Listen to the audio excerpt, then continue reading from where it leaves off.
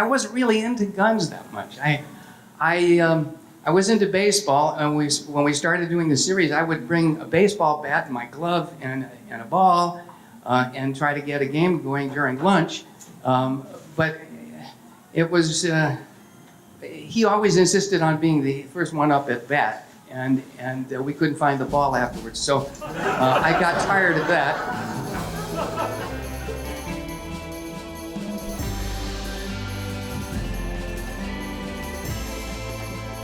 Hi, my name is Rob Word, and today we have a very special show about a special friend. When we first began A Word on Westerns, it was so casual that we held it in a restaurant at the Autry Museum. It was a lot of fun, but really loosey-goosey. So before we actually began officially taping and recording these shows to share with you, we did some tests, and one of those tests featured our friend Johnny Crawford. Now this goes back to December of 2013. Our Christmas show, our Christmas lunch, that was just a test, so I never really thought I would air it because it was wild. But it was just a test, and it wasn't up to the high standards that I think we have achieved now. You let us know. But Johnny was infectious, he was great. Charlotte joined him, and Johnny sang Rudolph the Red-Nosed Reindeer, and the crowd had a ball. We all laughed, and it was loose. It's a big family of friends that gather for these tapings, and while this was just a test, I thought with Johnny's condition as it is now, that I should revisit it and share it. And I know that you're going to like it because he's so lovable, he's so infectious, and he's irrepressible in this. So here it is from December of 2013. Remember, it's only a test, but happy holidays. Let's get right to it. There was a movie called From Hell to Texas that Henry Hathaway directed that starred Don Murray, and he was very, very adept with a rifle. About a year later, there was a terrific TV series that was in the top 10. It was nominated for several Emmys, including one for a young actor, Johnny Crawford, as Mark McCain on The Rifleman. The Rifleman.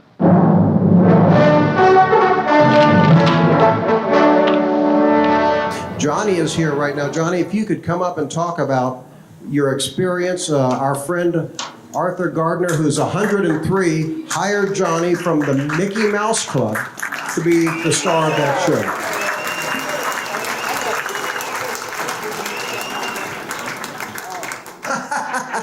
Let me get his walker for him. Johnny's my age, so. But let me mention something about Johnny too before he starts talking about the weapon, is that he's got a great singing voice. He had many hit songs back in the late 50s and early 60s, and his orchestra today plays swing and big band. He played at my wedding 20 years ago and played at Bruce's birthday party, and it's just terrific. And what he's going to do right now in honor of Gene Autry, you're going to sing and lead. He's not going to sing it a cappella by himself. He's going to sing it with all of us a cappella. Gene's hit song from 1950, Rudolph the Red-Nosed Reindeer. So everybody must sing along with this too. I had no idea I was going to have to do this. Just the first verse, okay? Well, we may have spoken about this. My wife doesn't know it, but she's going to join me. And she's very bashful. Come on. Come up here. She taught it to me last Here's Charlotte, who worked on the Wyatt Earp Return to Tombstone with us in Tombstone, Arizona.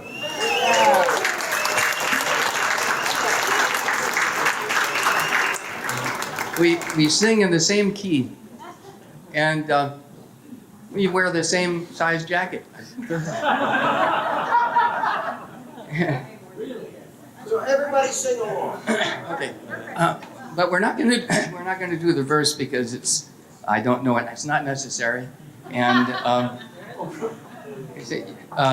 she knows it though. Here's the chorus. Okay, all right. Rudolph the Red-Nosed Reindeer had a very shiny nose, and if you ever saw it, you would even say it glows. All of the other reindeer used to laugh and call him names. They never let poor Rudolph play in any reindeer games. Then one foggy Christmas, Santa came to say, Rudolph, with your nose so bright, won't you guide my sleigh tonight? Then all the reindeer loved him as they shouted out with glee, Rudolph the Red-Nosed Reindeer, you'll go down in history.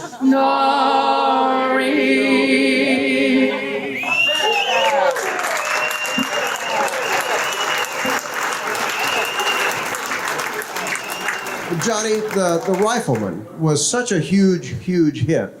I know He was a huge guy, too. I was very impressed with him in a film called The Big Country, which came out in 1958. And I thought, I went to see that just before we started shooting The Rifleman, knowing that he was going to play my father.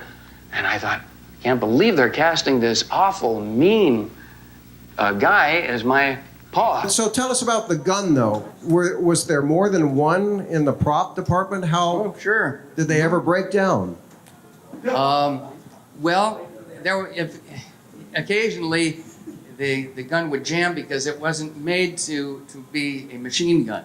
And when that happened, and sometimes it would break down if the property man wasn't on the other side of the barn when Chuck threw it.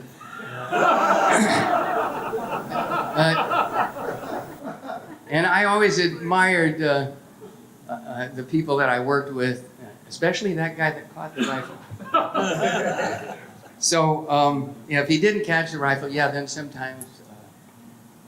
Well, I think there were 3 or 4 altogether. Well, I remember one episode where you were telling Pa that you wanted a gun too, and it wasn't the fancy spinner that he had. But did you ever, just as a curious kid, play with that rifle? Well, first of all, it was never called a spinner. I'm thinking of another party. Okay. What was the question? Did you ever use, not during the production, but just off camera, the rifle? Did you ever experiment and play with it as a kid? Only if I was real angry at somebody. But no, I wasn't really into guns that much. I was into baseball, and when we started doing the series, I would bring a baseball bat, my glove, and a ball, and try to get a game going during lunch. But it was, he always insisted on being the first one up at bat, and we couldn't find the ball afterwards. So I got tired of that. One time I thought I was a prankster, and I went up to one of the Cowboys and pulled the gun out of his holster, thinking that would be good. And it turned out this guy, they were looking for him, and he just missed the top of my head, as he swung around to retaliate. Anyway, what was the question? I hear that, you did fine with that one. Let's try another one. Our pal Arthur Gardner, who is 103 and has joined us at many lunches. What do you remember as a kid about Arthur? He's such a gentleman now, and he just loves you and having plucked you, I guess, from the Mickey Mouse Club, right? Well, no, I was on the skid after they dropped my option at Disney, and I started drinking, and he was 11 years old, I think. No, I freelanced and I went on interviews, and I wanted to do westerns more than anything else, and they would always ask me if I knew how to ride, And so, you know, you lied about anything they asked you, you know. But I really wanted to do a Western, so I was really happy when we, what was the question? I'm sorry, but I get distracted. I get off, you know, even when I'm driving, It's about the casting, original casting, and you were down and out. You were in the gutter, you were drinking, you were 11 years old. Well, yeah, washed up at 11. You had to turn in your ears. Yeah, well, they had to find them first. I mean, I took them home. You know, something else. You did get an Emmy nomination for Best Supporting Actor in a Series, which is pretty amazing. And you guys had such a dynamic relationship in the series. Chuck didn't talk to me for half a season. Well, tell us about his sense of humor. Oh my gosh. I grew up real fast being around him. He knew some great jokes, and I learned a lot. But I wasn't that interested in guns or baseball, but I loved the Wranglers, and I wanted to be just like them. I wanted to, you know, be a real cowboy. I wanted to be convincing, and then one day, one of them, Buster Troe, sweet guy, he was a wrangler for Fat Jones from like 1911 or 12 when they first came to California. And he was doing a butterfly with a little cotton rope, and I was, you know, how do you do that? And then actually, Monty Montana was on the show, and he gave me a rope, taught me how to do a flat spin. And then Buster was not much help at first. He was very quiet, and he had seniority over all the other wranglers, but he was kind of lazy. So he didn't want to be in control. He just wanted to, happy to take her the horses, put the saddle, you know, stuff, take care of the tack and all that. And I was fascinated with silent films at that time. And so many of the people that I was working with had worked in silent films. And we were only, what, 28 years or something after silent films. And so I was always trying to get them talking. And Paul Fix was a great one to talk. I was talking about Mabel Normand. I had seen her in a chaplain. I was buying 8mm copies of silent films from Blackhawk, and I was a fan of Mabel Normand, and we were talking, and I hear somebody behind me say, yeah, she wanted to marry me, and it was Buster. And I said, oh, sure, yeah, you know. And he was very, he never bragged, he never, you know, he was just this little guy that, you know, could do the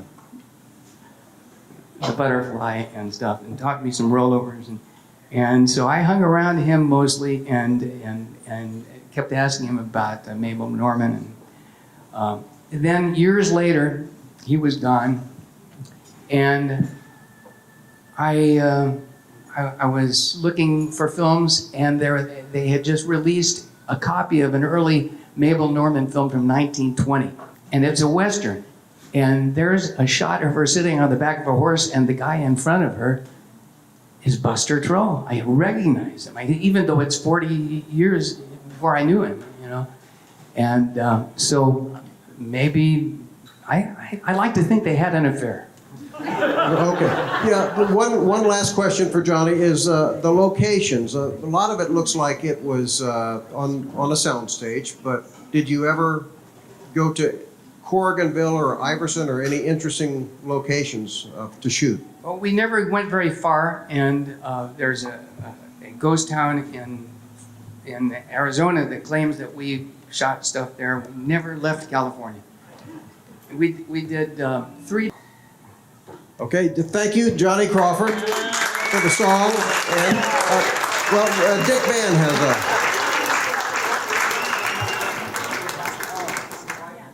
Oh, yes, though. Oh. Don Murray, we mentioned From Hell to Texas earlier. Do you have another half hour? Make it fast, okay? Okay. 45 seconds. Don Murray was, I forget the story. Come up here. You tell it to them. Dick, hey, this is this Dick, guy's. it's your story. Come on. Come on. Dick Band, everybody. Let's hear it for Dick Band from the Lone Pine Film Festival and the Playboy Mansion. Do your imitation of. I'll do my old act. No, Johnny and I were in Lone Pine last year, and Don Murray was our guest, and he said that when he was learning how to use a rifle, Dick Powell saw him on the Fox lot and saw how good he was and got the idea for the rifleman and offered him the part. And when he told us that, you didn't know that at the time. No, I didn't. You're talking about the original Fox Live, right? Yeah. Fox Western. Yeah. Yeah. How about that? Okay. Let's hear it for Dick Band, too. Okay, Dick Band and Johnny Crawford. You know, but he's got to do his imitation of Hoot Gibson. Unless you've seen Sunset Range, you won't know what I'm talking about. Ask me a question. Play to the crowd, okay, Dick? Okay. Which way they go? No, that's not a good question. Has anybody here seen Sunset Range? It's Hoot Gibson's best sound film. Does anybody know who Hoot Gibson is? Well, he gets upset throughout the picture, and then he tells people what he's going to do, and then he punctuates it by saying, and I'll tell you the reason why. Okay, let's hear it for Dick Band. Okay, now go sit down, both of you. Thank you. But he talks like that all the time when he's not even, he just falls. Okay, all right. And Johnny will be available later to answer any questions you have. The other reindeer used to laugh and call him names. They never let poor Rudolph play in any reindeer games.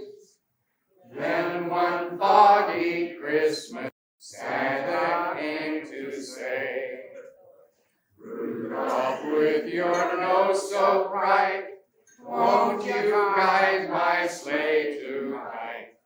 Then all the reindeer loved him as they shouted out with glee, Rudolph the Red-Nosed Reindeer, you'll go down in history. I hope you enjoyed that as much as I did. You know, those were fun, and I think maybe I'll look and see if I can find a couple of our other test programs and see if they're up to sharing with you. Let us know if you liked this, and if you like Johnny, remember to go to his GoFundMe page and help him out. Happy holidays.